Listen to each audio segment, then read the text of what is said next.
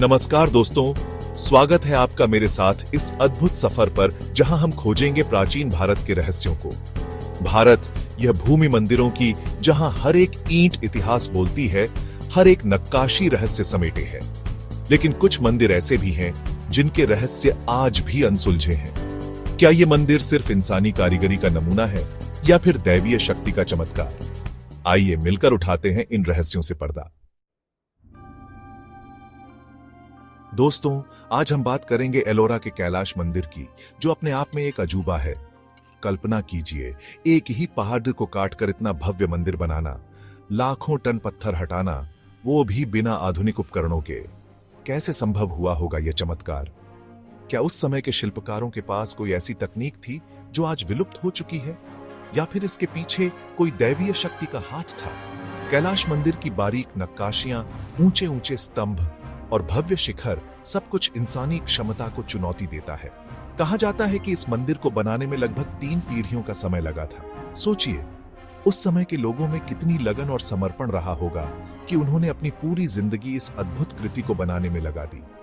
आज जब हम कैलाश मंदिर को देखते हैं तो मन में एक अजीब सी श्रद्धा और कुतूहल जागृत होता है। यह मंदिर सिर्फ पत्थरों का ढेर नहीं है, यह हमारे पूर्वजों की कला, विज्ञान और आस्था का प्रतीक है। यह मंदिर हमें यह सोचने पर मजबूर करता है कि क्या वाकई हम अपने पूर्वजों से ज्यादा विकसित हैं, या फिर हम अपने ज्ञान और तकनीक के घमंड में कुछ ऐसी बातें भूल गए हैं जो हमारे पूर्वज जानते थे। कैलाश मंदिर के रहस्य आज भी अनसुलझे हैं। शायद यह रहस्य इसीलिए बनाए गए थे ताकि आने वाली पीढ़ियां उन्हें सुलझाने की कोशिश करें और अपने पूर्वजों की महानता को समझ सकें।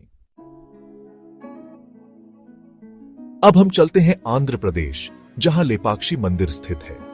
इस मंदिर का एक स्तंभ, जिसे हवा में झूलता स्तंभ कहा जाता है, वर्षों से लोगों के लिए रहस्य बना हुआ है।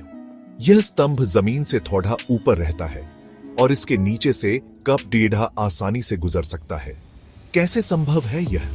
आखिर कौन सी शक्ति इस स्तंभ को हवा में रोके हुए है? आज के इंजीनियर भी इस रहस्य को सुलझाने में नाकाम रहे हैं। कुछ लोगों का मानना है कि यह गुरुत्वाकर्षण के सिद्धांत को चुनौती देता है, जबकि कुछ इसे किसी दिव्य शक्ति का चमत्कार मानते हैं। लेकिन एक बात तो तय है, यह स्तंभ प्राचीन भारतीय वास्तुकला का एक अनूठा नमूना है। यह स्तंभ हमें यह याद दिलाता है कि हमारे पूर्वज विज्ञान और तकनीक में कितने आगे थे। ऐसा नहीं है कि उनके पास आज के जमाने जैसे यंत्र और उपकरण थे, लेकिन फिर भी वो ऐसे अजूबे बनाने में कामयाब रहे जिन्हें देखकर आज भी हम हैरान रह जाते हैं। लेपाक्षी का यह हवा में झूलता स्तंभ सिर्फ एक स्तंभ नहीं है, यह हमारे अतीत की महानता का प्रतीक है। यह हमें यह सिखाता है कि अगर हम चाहें तो असंभव को भी संभव बना सकते हैं। बस जरूरत है तो थोड़ी सी लगन, समर्पण और आस्था की। अब हम आते हैं ओडिशा के कोणार्क सूर्य मंदिर पर, जो अपने आप में एक अद्भुत रहस्य समाये हुए है। यह मंदिर सूर्य देव को समर्पित है और इसे इस तरह से बनाया गया है कि सूरज की पहली किरण सीधे मंदिर के गर्भगृह में प्रवेश करती है।